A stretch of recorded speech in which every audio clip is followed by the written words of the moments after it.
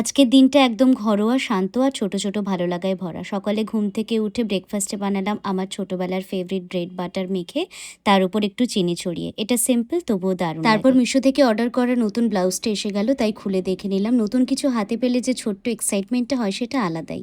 দারুণ এসছে মিশো থেকে ব্লাউজটা, কোয়ালিটি ভীষণ সুন্দর, উইথ প্যাডেড। আর দেখো এটা কি সুন্দর ওয়ার্ক করা আছে। এরপর বাড়ির সবাইয়ের জামাকাপড় ওয়াশিং মেশিনে দিয়ে দিলাম। ওয়াশিং মেশিনে জামাকাপড়ের সঙ্গে একটু কমফোর্ট দিলেই পুরো ঘরটা মিষ্টি সুগন্ধে ভরে যায়। পরিষ্কার কাপড়ের সেই ফ্রেশ গন্ধটা আমার ভীষণ ভালো লাগে। আর দেখতে দেখতে দুপুর হয়ে গেল। আজ লাঞ্চে ছিল নিরামিষ, কারণ বাড়িতে ছোট্ট করে একটা নারায়ণ পুজো ছিল।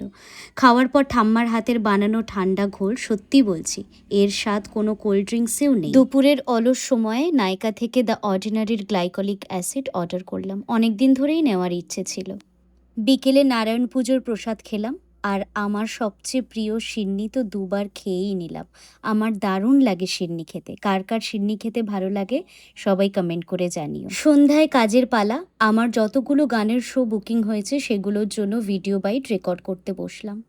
আর দিনের শেষটা হলো একদম জমিয়ে গরম গরম লুচি আর ছোলার ডাল দিয়ে ডিনার। এই ছিল আমার আজকের ছোট্ট, শান্ত আর ভালো লাগায় ভরা দিন। এই ভিডিওটা ভালো লাগলে সবাই লাইক করো, কমেন্ট করো আর পারলে সিঙ্গার অহনা চ্যানেলকে সাবস্ক্রাইব করো। বাই।